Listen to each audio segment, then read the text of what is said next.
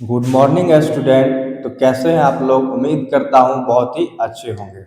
My name is Rahul Kumar and today we are study about the fundamental unit of life. ये chapter का name है the fundamental unit of life. Class 9 का biology का ये chapter है। इतना बड़ा चैप्टर का नाम है the fundamental unit of life. तो सबसे पहले हम लोग ये जान लेते हैं कि the fundamental unit of life होता क्या है। तो cell is the fundamental unit of life, यानी कि जो सेल होता है वही क्या होता है, fundamental unit of life. Fundamental unit क्यों कहते हैं? क्योंकि कोई भी लिविंग ऑर्गेनिज्म है इस अर्थ पे तो वो सेल के मिलने से ही बना होगा। यानी कि कोई भी लिविंग ऑर्गेनिज्म है तो उसके बॉडी में क्या होगा, सेल होगा।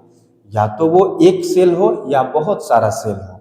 ठीक है, जैसे हम लोग हैं, ह्यूमंस है, तो हम लोग के बॉडी में भी क्या है, बहुत सारे नंबर में सेल है। ट्रिलियंस नंबर में क्या है, सेल है। हमारे हर एक बॉडी पार्ट में क्या है, रहेंगे, सेल रहेंगे। प्लांट है उसमें भी सेल रहेगा। कोई भी लिविंग ऑर्गेनिज्म है, कैट है, डॉग है, सभी के बॉडी में सेल है। हम लोग सेल के मिलने से ही बने हुए हैं। जैसे ये वॉल जो है ये ब्रिक्स के मिलने से बना हुआ है, वैसे ही कोई भी लिविंग ऑर्गेनिज्म सेल के मिलने से बना हुआ है।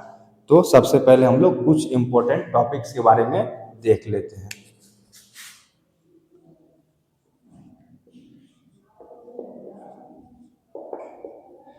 तो टॉपिक्स में सबसे पहले हम लोग इंट्रोडक्शन ऑफ सेल देखेंगे। सेल का इंट्रोडक्शन जानेंगे।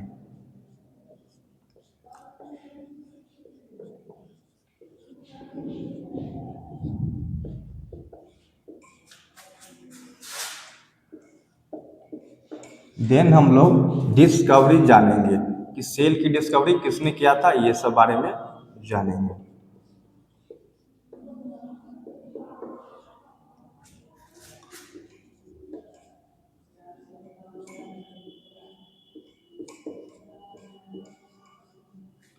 उसके बाद हम लोग सेल थ्योरी के बारे में जानेंगे। सेल थ्योरी में हम लोग देखेंगे कि न्यू सेल कैसे बना, कैसे बनता है न्यू सेल। उसके बाद हम लोग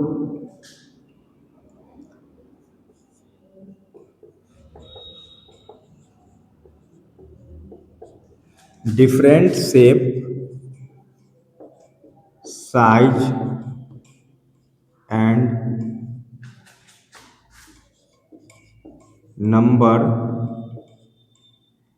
ऑफ सेल के बारे में जानेंगे। यानी कि डिफरेंट डिफरेंट शेप के सेल, डिफरेंट साइज के सेल, डिफरेंट नंबर के सेल के बारे में हम लोग जानेंगे। ओके, देन हम लोग parts of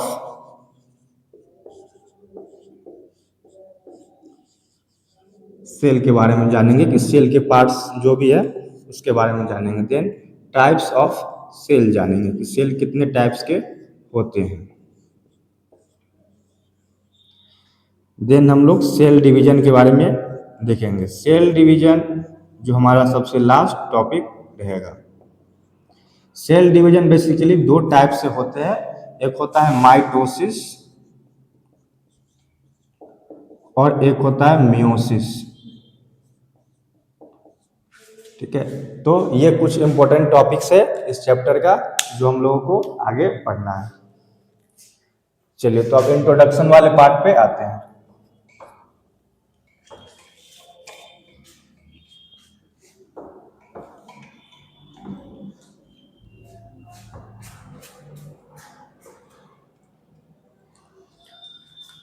introduction of cell में हम लोग देखेंगे सबसे पहले सेल का definition.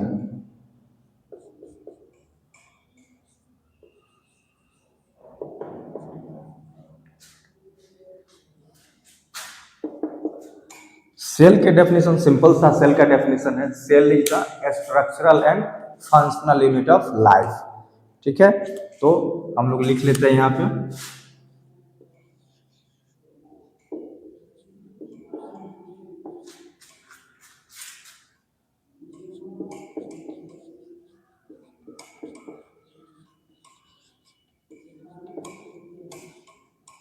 Cell is the structural and functional unit of life. वैसे तो the fundamental unit of life ये भी एक छोटा सा डेफिनेशन ही है सेल का, और एक ये डेफिनेशन हो गया cell is the structural and functional unit of life. यहाँ पे दो वर्ड आ रहे हैं, स्ट्रक्चरल और फंक्शनल। स्ट्रक्चरल यूनिट कहने का मीन्स क्या हुआ, जैसे कि हम लोग देख रहे हैं कि हम लोग क्या है, सेल से मिलके बने हुए हैं, तो हम लोग का जो स्ट्रक्चर है वो किस पे डिपेंड कर रहा है, सेल पे डिपेंड कर रहा है। और फंक्शनल यूनिट कहने का मीन्स हो गया कि जो हमारे बॉडी में जो फंक्शंस हो रहे हैं वो कौन कर रहा है, वो सेल ही तो कर रहा है, क्योंकि हम लोग सेल के मिलने से बने हुए हैं। इसके एग्जाम्पल के लिए हम लोग अमीबा को देखेंगे, जो कि क्या होता है, एक यूनिसेलुलर ऑर्गेनिज्म है, यानी कि एक सिंगल सेल का वो बना होता है अमीबा। मान लेते हैं कि उसका स्ट्रक्चर कुछ इस प्रकार से है, अमीबा का स्ट्रक्चर। ओके, तो यहाँ पे ये जो स्ट्रक्चर है, तो ये जो सेल है यही क्या है, अमीबा है। तो ये जो स्ट्रक्चर हम लोग को दिख रहा है वही तो अमीबा का स्ट्रक्चर है। जो इस सेल का स्ट्रक्चर हुआ वही हो गया अमीबा का स्ट्रक्चर। तो स्ट्रक्चरल यूनिट हो गया ना, सेल क्या हो गया, स्ट्रक्चरल यूनिट हो गया। ओके, और फंक्शनल यूनिट देखेंगे तो ये एक सिंगल सेल है, ठीक है, और ये एक लिविंग ऑर्गेनिज्म है जिसका नाम है अमीबा। तो ये क्या कर रहा है, इसके अंदर जो फंक्शन हो रहे हैं वो कौन कर रहा है, वो भी तो सेल ही कर रहा है। और देखो, जो भी हम लोग के अंदर जितना भी बायोलॉजिकल फंक्शंस हो रहे हैं, बायोलॉजिकल प्रोसेस हो रहे हैं, वो सारा प्रोसेस इसके अंदर भी होता है। इस अमीबा के अंदर भी डाइजेशन होता है, एक्सक्रीशन होता है और रेस्पिरेशन होता है। ये सारे जो लाइफ प्रोसेस है इसके अंदर होता है, ठीक है। तो ये कर कौन रहा है, सेल कर रहा है। स्ट्रक्चर किस पे डिपेंड कर रहा है, इस सेल पे डिपेंड कर रहा है। और फंक्शन कौन कर रहा है, तो ये सेल कर रहा है, ठीक। तो इसलिए सेल को क्या कहते हैं, structural and functional unit of life कहते हैं। सेल से छोटा कोई भी लिविंग नहीं हो सकता, यानी कि अगर सेल है और सेल से छोटा, सेल को अगर हम हटा देंगे, उसे छोटा कर देंगे, तो क्या होगा कि कोई भी चीज लिविंग नहीं हो सकता है, इसलिए इसको यूनिट बोलते हैं। इससे छोटा कोई भी इस अर्थ पे लिविंग हो ही नहीं सकता है। अब हम लोग सेलुलर ऑर्गेनाइजेशन के बारे में देख लेते हैं।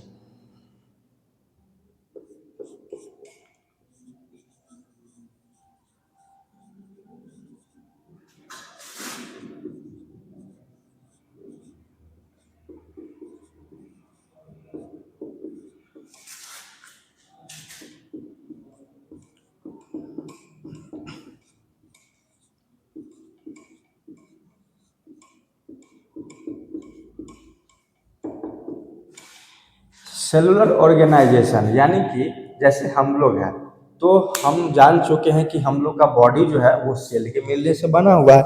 लेकिन क्या हम लोग के अंदर सेल दिखता है क्या, सेल क्यों नहीं दिखता, क्योंकि सेल बहुत ही छोटा होता है, माइक्रोस्कोपिक स्ट्रक्चर होता है। उसको देखने के लिए हम लोग को माइक्रोस्कोप की जरूरत पड़ेगी। तो हम लोग को क्या दिखता है, ऑर्गेन दिखता है। हमारे बॉडी में ऑर्गेन है, जैसे कि लंग्स है, हार्ट है, तो ये सब क्या है, ऑर्गेन है। तो ऑर्गेन है तो वो भी तो सेल के मिलने से बना होगा ना। तो वही क्या हम लोग देखते हैं कि किस तरीके से बना हुआ है। सबसे पहले क्या है, हमारा सेल है। सेल ये क्या है, फंडामेंटल यूनिट है। ओके, तो क्या करेंगे हम लोग, बहुत सारा सेल को लेंगे और एक साथ मिलाएंगे, ठीक है। एक ग्रुप बना लेंगे सेल का। तो सेल का जो ग्रुप होता है उसको हम लोग बोलते हैं टिश्यू।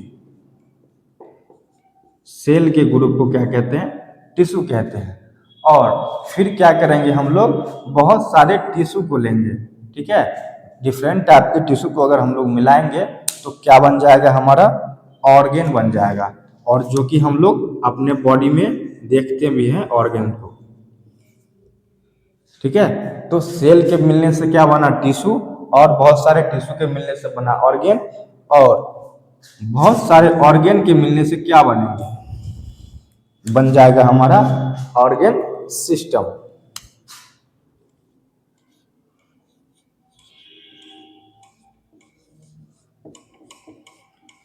ऑर्गन सिस्टम क्या होता है, हमारे बॉडी में बहुत सारे ऑर्गन सिस्टम है, जैसे कि respiratory system, digestive system, excretory system.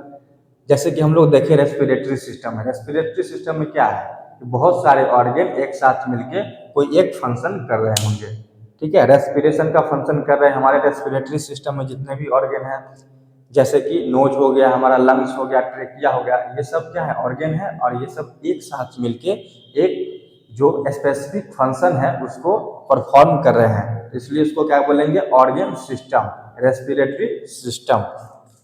ठीक है, और जब बहुत सारे क्या होंगे ऑर्गन सिस्टम मिलेंगे तो बन जाएगा क्या, हमारा लिविंग ऑर्गेनिज्म बन जाएगा। जैसे कि हम लोग क्या है, लिविंग ऑर्गेनिज्म है, हम लोग के अंदर बहुत सारे क्या है, ऑर्गन सिस्टम प्रेजेंट है।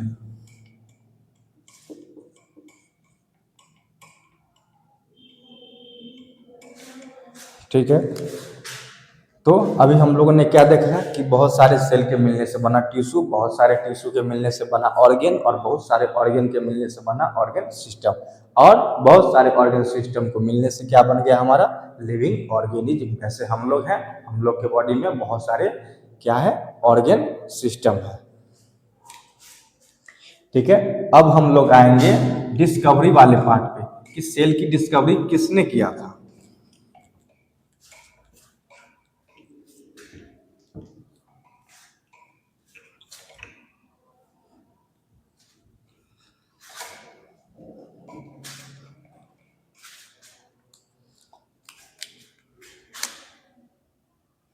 जो हमारा सेकेंड टॉपिक था, डिस्कवरीज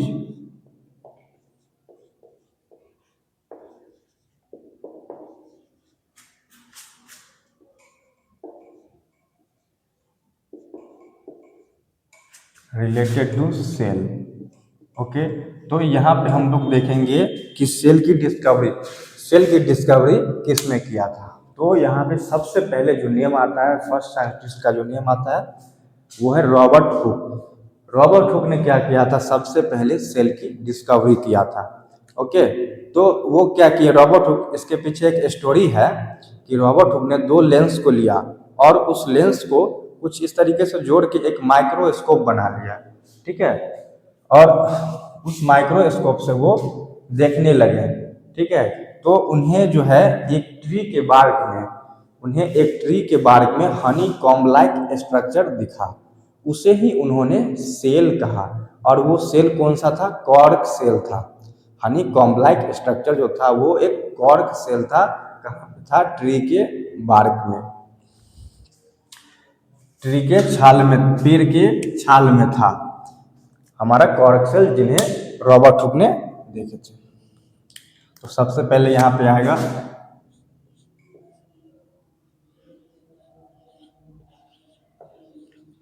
रॉबर्ट हुक।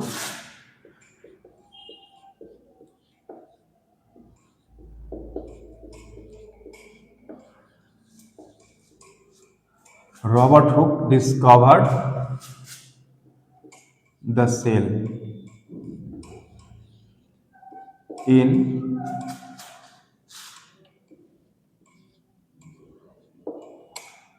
1665 में रॉबर्ट हुक ने सेल की डिस्कवरी किया था। अच्छा, लेकिन वो सेल कैसा था, वो सेल एक डेड सेल था, यानी कि वो मरा हुआ सेल था। ठीक है, उसका स्ट्रक्चर ऐसा था, Honey comb like structure, hexagonal structure था।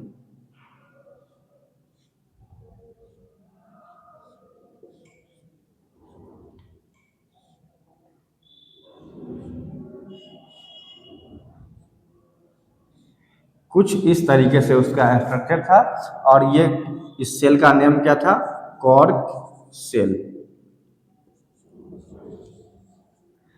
और ये कहाँ पे देखे थे उन्होंने, ट्री के बार्क में देखे थे, पेड़ की छाल में उन्हें ये सेल दिखा। और ये कैसा सेल था, डेड सेल। ठीक है,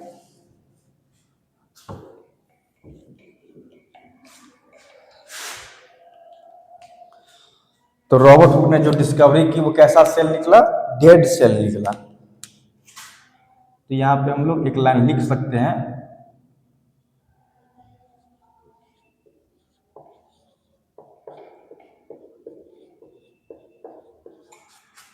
Robert Hooke discovered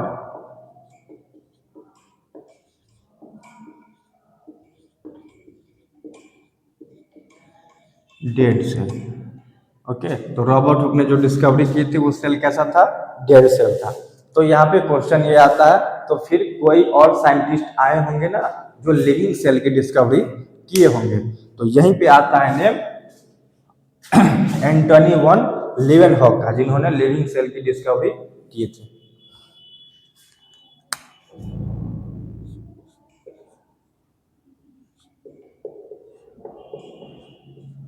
living cell is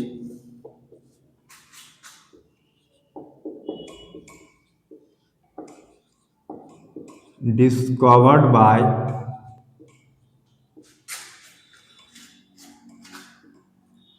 Anthony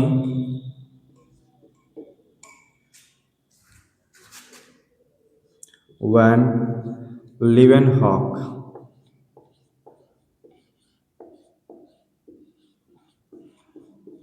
Antony van Leeuwenhoek ये कब किए थे? इन 1674 में। यानी कि जो रॉबर्ट हुक ने जब डिस्कवरी किया सेल की, उसके 9 ईयर बाद जो है एंटोनी वैन लीवेनहॉक ने 1674 में लिविंग सेल की डिस्कवरी किया। ये क्या किए? ये जो है ये भी अपना एक लेंस बनाए, मतलब माइक्रोस्कोप बनाए लेंस से, और ये जो है पॉन्ड वाटर में इन्हें एक लिविंग सेल दिखा। ठीक है,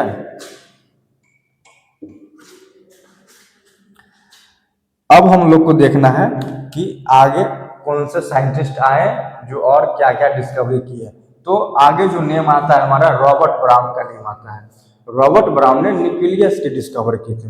न्यूक्लियस क्या होता है? जैसे ये एक सेल है, ठीक है, तो इस सेल के जो सेंटर में जो मटेरियल होता है, ठीक है, जेनेटिक मटेरियल होते हैं, उसे हम लोग क्या बोलते हैं? न्यूक्लियस बोलते हैं। और इसे हम लोग सेल का ब्रेन भी कहते हैं। इसलिए ब्रेन कहते हैं क्योंकि ये क्या करता है? पूरे सेल को कंट्रोल और रेगुलेट करता है। ठीक, तो जैसे जैसे माइक्रोस्कोप ग्रो होते गए तो वैसे वैसे सेल के अंदर भी देखना शुरू हो गया। ठीक है, तो यहाँ पे कौन से साइंटिस्ट आए? Robert brown.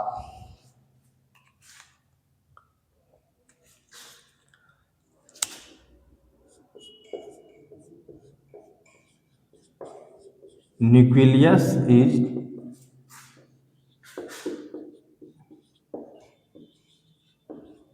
discovered by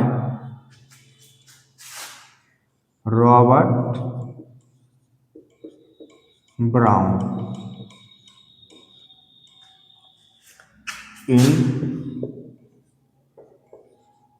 1831। 1831 में रॉबर्ट ब्राउन ने न्यूक्लियस की डिस्कवरी किया था। ठीक है, रॉबर्ट हुक ने सेल की डिस्कवरी की और रॉबर्ट ब्राउन ने न्यूक्लियस की डिस्कवरी की। ये दोनों अलग अलग साइंटिस्ट के नेम हैं। उसके बाद एक और साइंटिस्ट आए जिन्होंने एक टर्म दिया।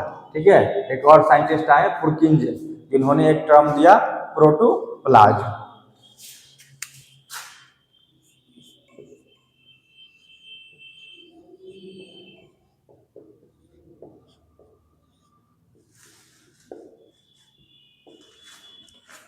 पुरकिंजे coined the term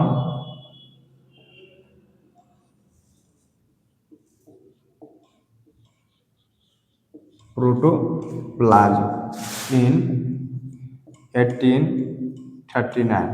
1839 में पुरकिंजे साइंटिस्ट ने क्या किया था? प्रोटोप्लाज्म एक टर्म दिया।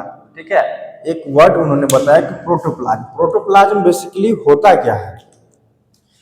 जो सेल के अंदर, जो सेल के अंदर का जो भी लिविंग कंटेंट होता है उसे हम लोग प्रोटोप्लाज्म कहते हैं।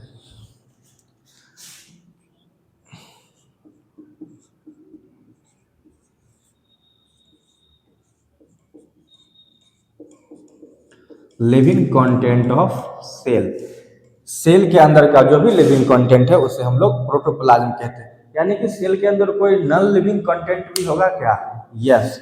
तो जो सेल वाल होता है, जो कि प्लांट सेल में होता है, प्लांट सेल का जो आउटर मोस्ट कवरिंग होता है उसे हम लोग सेल वाल कहते हैं। आगे हम लोग को पढ़ना है, तो वो क्या होता है?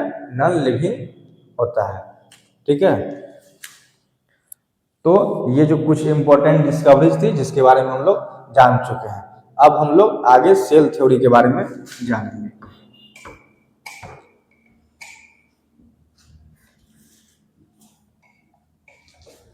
सेल थ्योरी बहुत ही इंपॉर्टेंट टॉपिक है, यहाँ से क्वेश्चन आने के बहुत ज़्यादा चांस रहते हैं।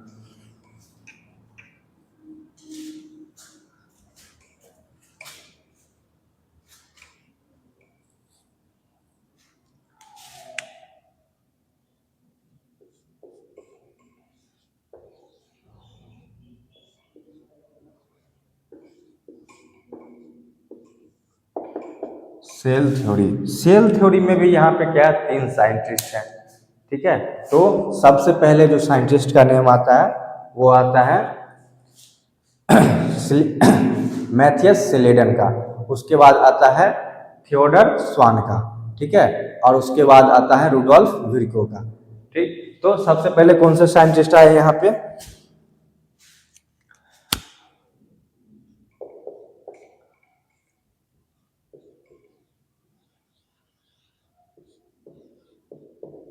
Matheus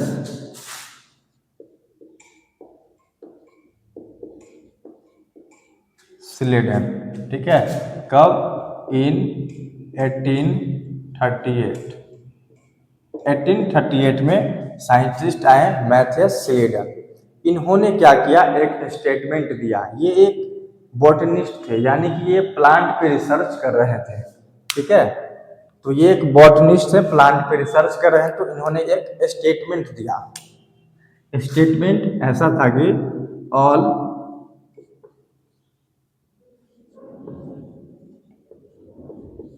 plants are made up of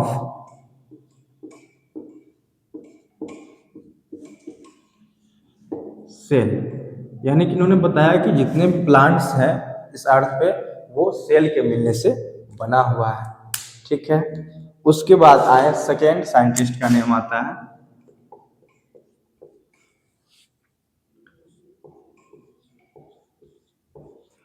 Theodore swan.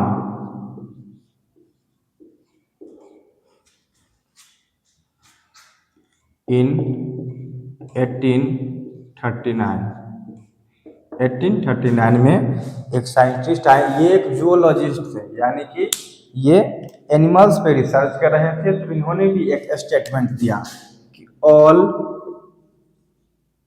Animals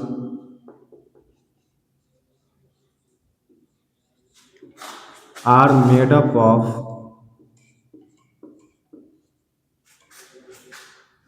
cell, यानी कि जितने भी एनिमल्स है इस अर्थ पे वो किसके किसके मिलने से बने हुए हैं, सेल के मिलने से बने हुए हैं, ठीक है। लेकिन यहाँ पे अभी तक हम लोग को ये पता नहीं चला कि न्यू सेल कैसे बनता है, ठीक है। तो फिर आए एक और साइंटिस्ट जिनका नाम था रुडोल्फ विर्को।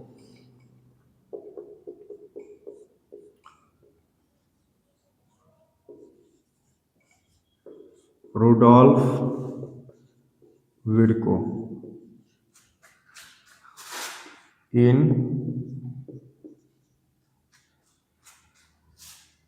1855 में रुडोल्फ विर्को आए और इन्होंने बताया कि न्यू सेल कैसे बनता है। तो इन्होंने क्या बताया कि new cell came from pre existing cell, यानी कि जो पहले से जो सेल प्रेजेंट है उसके डिवीजन से क्या होगा, न्यू सेल आएगा, ठीक है। इन्होंने क्या बताया, new cell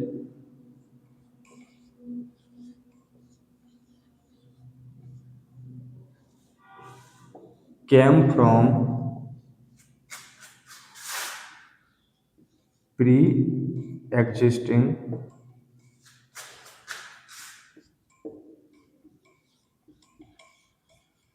cell. New cell came from pre existing cell, पहले से जो सेल प्रेजेंट है उसके डिवीजन से न्यू सेल आएगा, और इसी को हम लोग बोलते हैं ओमनी सेलुला ई सेलुला, ठीक है। तो यहाँ से ये क्या हुआ, ये 3 स्टेटमेंट को मिला के बन गया क्या हमारा सेल थ्योरी। एक हम लोग इस तीनों स्टेटमेंट को मिला के एक हम लोग लाइन बना लेते हैं।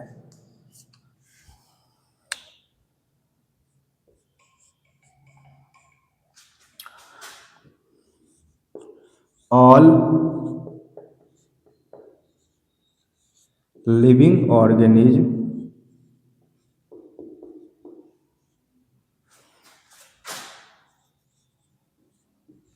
are made up of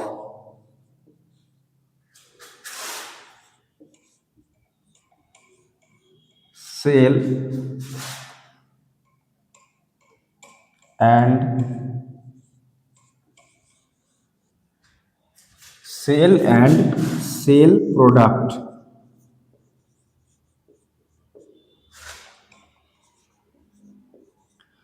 and new cell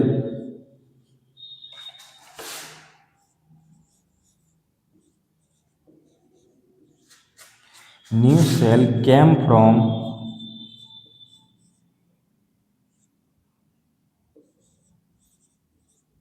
pre-existing cell.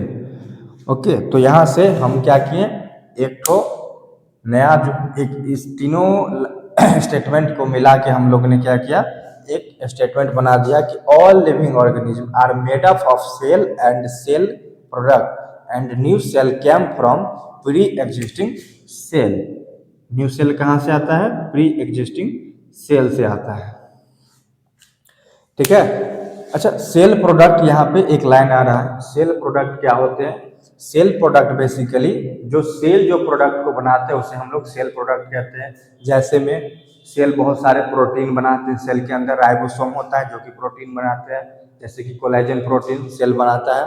ठीक है, और क्या बनाता है, और एक्स्ट्रा सेलुलर मैट्रिक्स बनाता है जो कि दो सेल के बीच में प्रेजेंट होता है। एक्स्ट्रा सेलुलर मैट्रिक्स वो कौन बनाता है, सेल ही बनाता है, इसलिए उसे सेल प्रोडक्ट कहते हैं। ठीक है, तो हम लोग सेल थ्योरी को देख चुके हैं। अब हम लोग आगे चलेंगे, different shape size and number के बारे में देखेंगे।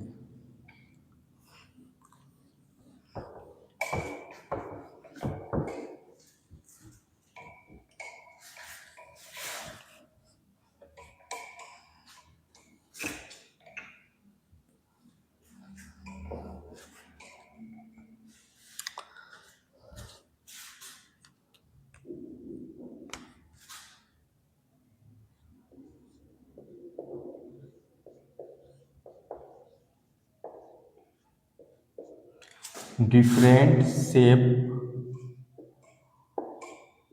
Of cell.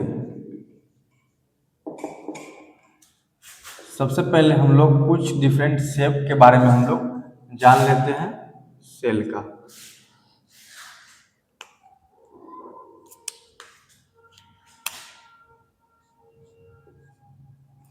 सबसे पहले हम लोग आरबीसी को देखते हैं। ठीक है, आरबीसी, आरबीसी का फुल फॉर्म क्या होता है, red blood cell. Okay, red blood cell ये कहाँ पे होता है, हमारे ब्लड में होते हैं। ये भी क्या है, एक सेल ही है। तो ये जो रेड ब्लड सेल है ये किस शेप का होता है, इसका जो शेप होता है वो होता है बाइकॉनकेव।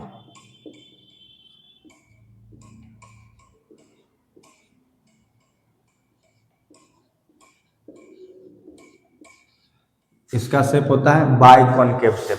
बाइकॉनकेव कैसा होता है, यानी कि दोनों तरफ से क्या होगा, ऐसे इनर क्या होंगे, अंदर की तरफ धंसे हुए होंगे। ठीक है, इस तरीके से, जैसे ये हो गया और इसके अंदर इस तरीके से क्या होंगे, ये धंसे हुए होंगे, दोनों साइड से क्या होंगे, धंसे हुए होंगे, इसलिए इसको बाइकॉनकेव कहते हैं।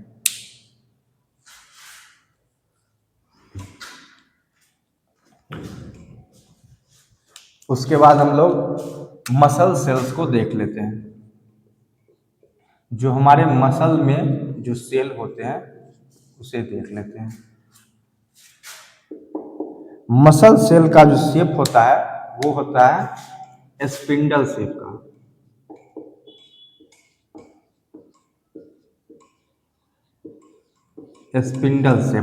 स्पिंडल शेप कैसा होता है? ये कुछ इस प्रकार से होता है। इसका दोनों एंड क्या होगा, जुड़ा हुआ रहेगा और कहीं पे इसका न्यूक्लियस रहेगा। ठीक है, तो ये होता है स्पिंडल शेप। किसका होता है स्पिंडल शेप? मसल सेल होते हैं स्पिंडल शेप का।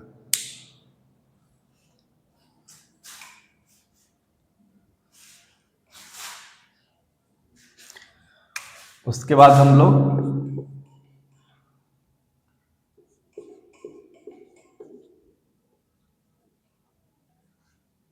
नर्व सेल को देख लेते हैं।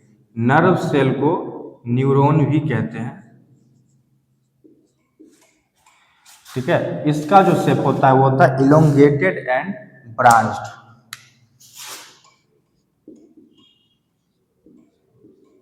इलोंगेटेड एंड ब्रांच्ड शेप का होता है ये।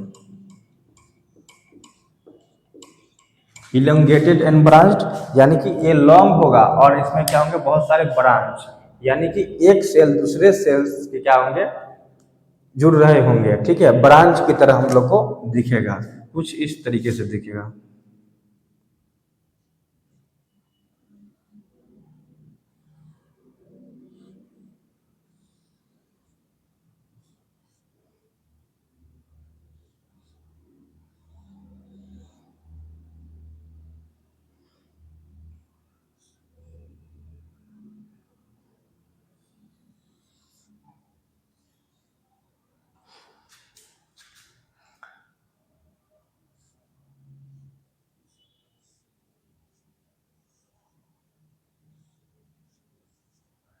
ठीक है, ये क्या होगा, इलोंगेटेड यानी कि लॉन्ग होंगे और इसमें क्या होंगे, ब्रांच्ड होंगे। ठीक है, ऐसे क्या होंगे, बहुत सारे ब्रांच, यानी कि ये एक दूसरे से, ये सेल क्या होंगे, एक न्यूरॉन दूसरे न्यूरॉन से जुड़ा होगा, यहाँ पे भी जुड़ा होगा और यहाँ पे भी जुड़ा होगा। ठीक है, और ये लॉन्ग होते हैं और ये ब्रांच्ड होते हैं।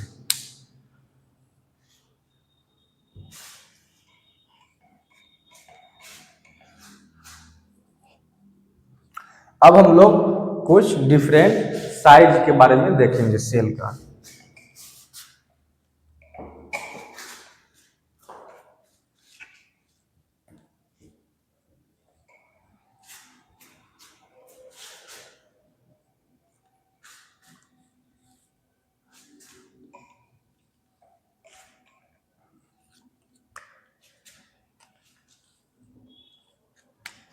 Different size of cell.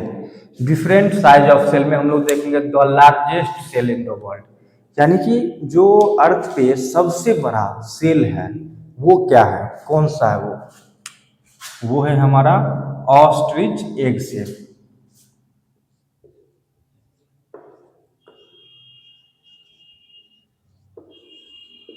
The largest cell in the world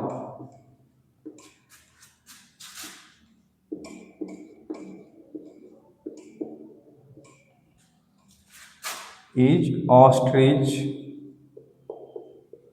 egg cell. ठीक है, ऑस्ट्रिच एक बर्ड है और उसका जो एग होता है उसके अंदर जो सेल होता है वो सेल क्या होगा, लार्जेस्ट सेल होगा। अप्रोक्स 100 माइक्रोमीटर के लगभग में 100 माइक्रोमीटर के बराबर होता है उसका साइज, बहुत बड़ा होता है। ठीक है, अच्छा, जब लार्जेस्ट सेल के बारे में हम लोग जान चुके हैं तो स्मॉलेस्ट सेल के बारे में भी जान लेते हैं।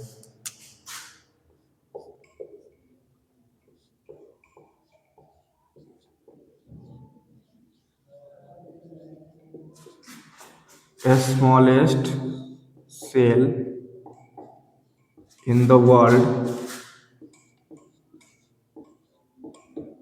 is mycoplasma। इसी को पीपी एल्लो भी कहते हैं। ओके। माइकोप्लाज्मा ये क्या है? ये एक टाइप का बैक्टीरिया है जो कि smallest cell in the world है। PPLO pleuro pneumonia like organism इसी को कहते हैं।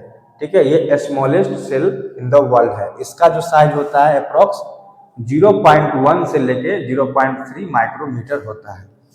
सेल को हम लोग जब भी मेजर करेंगे तो माइक्रोमीटर में ही करेंगे, क्योंकि सेल क्या होता है? बहुत ही छोटा होता है।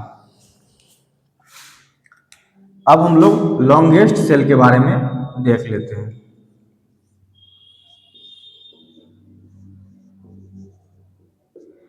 यहाँ पे ये समझना कि लार्जेस्ट सेल अलग होगा, लॉन्गेस्ट सेल अलग होगा, क्योंकि लार्ज कहने का मतलब होता है कि उसमें क्या होगा? लेंथ भी होगा और विड्थ भी होगा, लंबा भी होगा और चौड़ा भी होगा, तो उसे लार्ज कहते हैं। लेकिन लॉन्गेस्ट कहने का मतलब है सिर्फ लेंथ होगा, उसमें विड्थ नहीं होगी।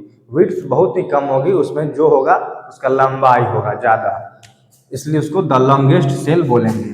The longest cell in the world is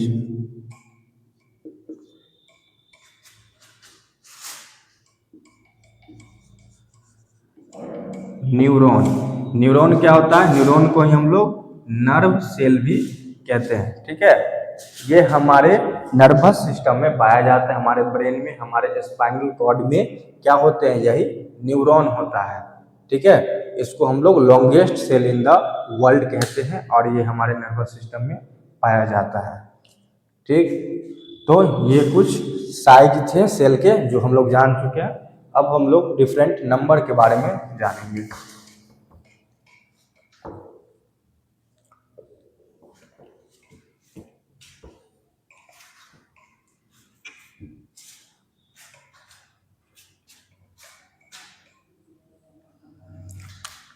different number of cell.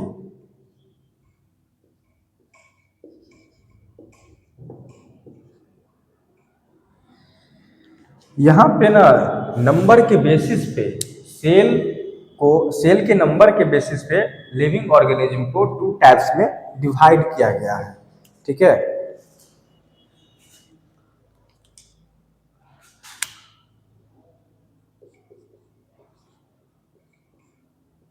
On the basis of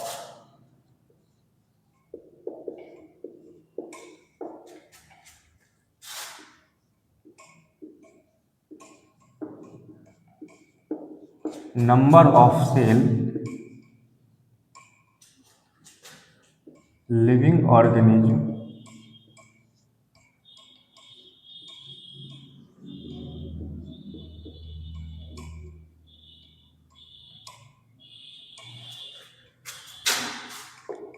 is divided into two parts. Living organism को टू पार्ट्स में डिवाइड कर दिया गया है on the basis of cell के number. ठीक है, तो सबसे पहला होता है हमारा यूनिसेलुलर। फर्स्ट पे क्या है हमारा? Unicellular.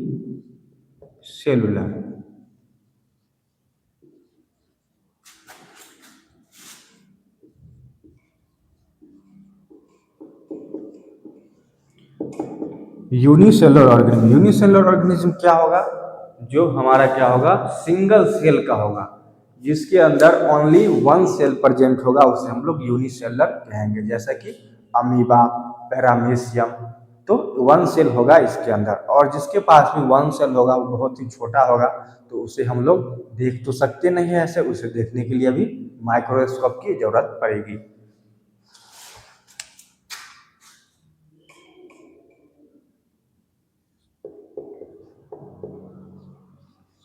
Living organism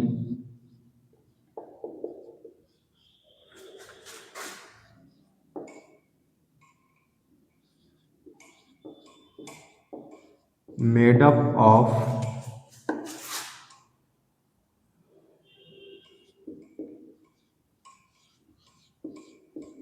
single cell, ठीक है, इज कॉल्ड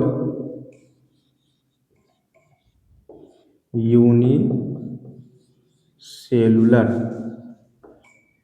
से हम लोग यूनिसेलर कहेंगे, जिसमें क्या होगा, ओनली सिंगल सेल होगा।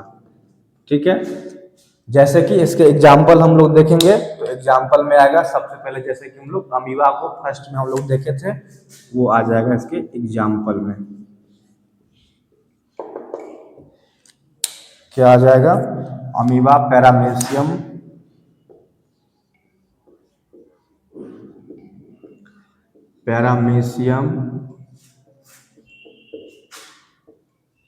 बैक्टीरिया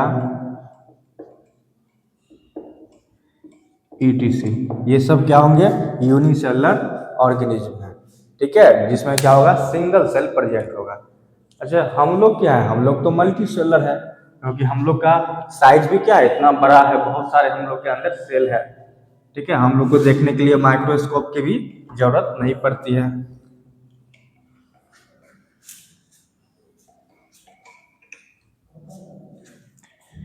तो सेकेंड नंबर में आ गया हमारा multi cellular.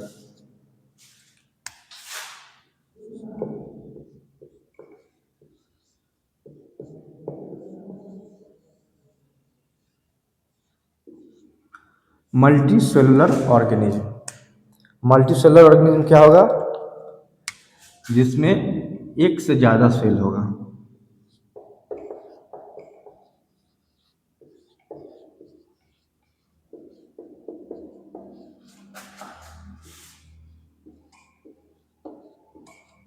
Made up of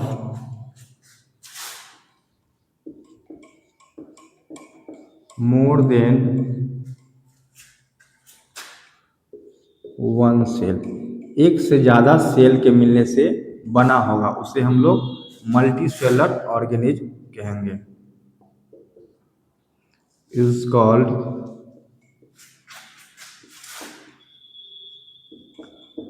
multi cellular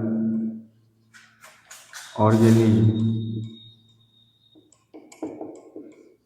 इसके एग्जाम्पल में क्या हो जाएगा, जितने भी प्लांट्स हैं, एनिमल्स है, वो सभी क्या हो जाएंगे, इसके एग्जाम्पल हो जाएंगे।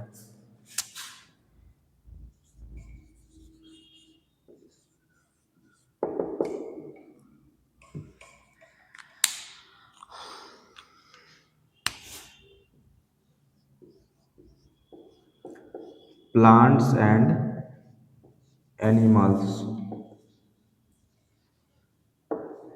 ठीक है, तो एक हो गया यूनिसेलर और एक हो गया मल्टी सेलुलर। ठीक है, ये दो टाइप के लिविंग ऑर्गेनिज्म होते हैं on the basis of cell के number.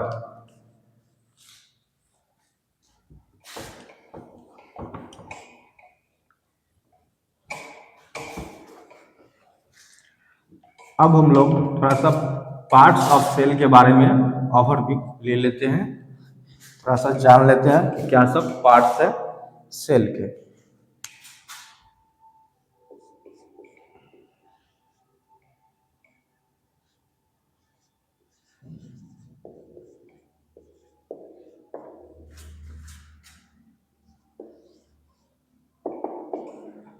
Parts of cells, parts of cell में सबसे पहले हम लोग आउटर लेयर से देखते हैं।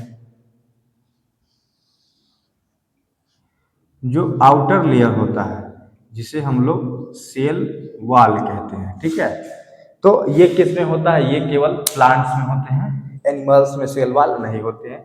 और ये क्या होता है, outermost covering of cell होते हैं, प्लांट सेल में होते हैं सेल वॉल। ठीक है, और ये एक नॉन लिविंग क्या है, स्ट्रक्चर है सेल वॉल। देन उसके बाद आता है सेल मेम्ब्रेन।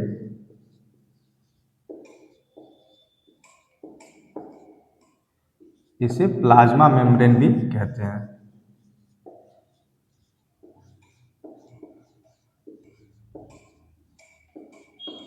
ये जो है सेल मेम्ब्रेन या प्लाज्मा मेम्ब्रेन जो है, ये सभी सेल में पाए जाएंगे। ठीक है, और ये भी क्या है, आउटर कवरिंग ही है। ठीक है, और ये एनिमल सेल में भी होगा और प्लांट सेल में भी प्रेजेंट होगा cell membrane.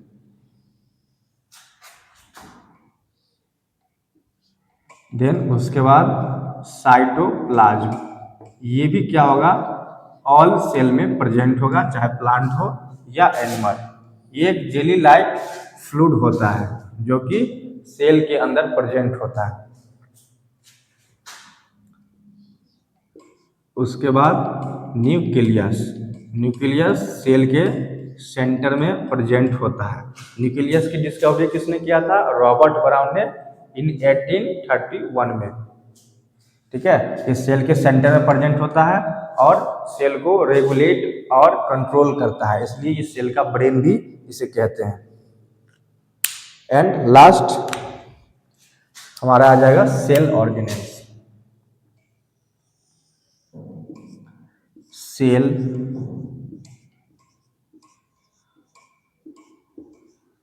Organelles, cell organelles क्या होते हैं? सेल में जो छोटे छोटे ऑर्गेन टाइप्स जो प्रेजेंट होते हैं उसे हम लोग सेल ऑर्गेनेल्स कहते हैं, जो सेल के अंदर बहुत सारे फंक्शन करते हैं। ठीक है, जैसे में हम लोग कुछ ऑर्गेनेल्स के नाम जान लेते हैं।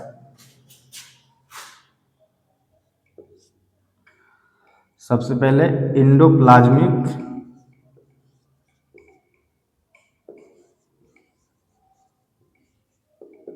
Reticulum, endoplasmic reticulum. उसके बाद राइबोसोम। उसके बाद लाइसोसोम।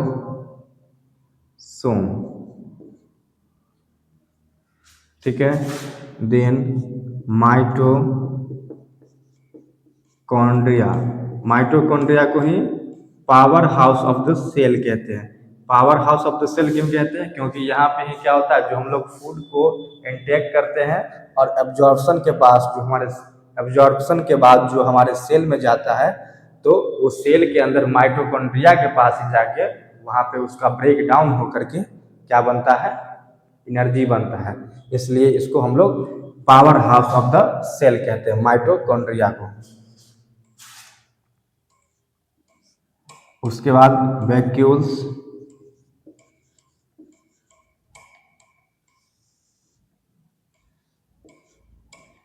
देन गोल्जी बॉडी, या इसी को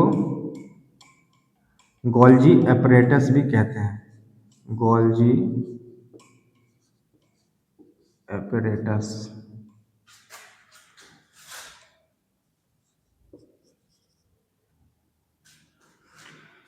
ठीक है, और एक और होता है प्लास्टिड। प्लास्टिड जो है ये भी क्या है? ओनली प्लांट में होते हैं। प्लास्टिड ये हम लोग के अंदर नहीं होते, और यही एक प्लास्टिड का एक टाइप होता है क्लोरोप्लास्ट। ठीक है, और उस क्लोरोप्लास्ट के अंदर होता है क्लोरोफिल, जो कि फोटोसिंथेसिस कराता है। किसके अंदर? प्लांट के अंदर। ये हम लोग के अंदर नहीं होता है प्लास्टिड। ओके, तो ये क्या थे? सेल ऑर्गेनेल्स, और ये पार्ट्स ऑफ सेल के अंदर आते हैं। Cell wall, cell membrane, cytoplasm, nucleus, और ये सेल ऑर्गेनेल्स। ठीक है, तो अभी तक हम लोग इतना जान चुके हैं, और आगे हम लोग और इन सब के बारे में डिटेल से हम लोग एक एक करके जानेंगे। ओके।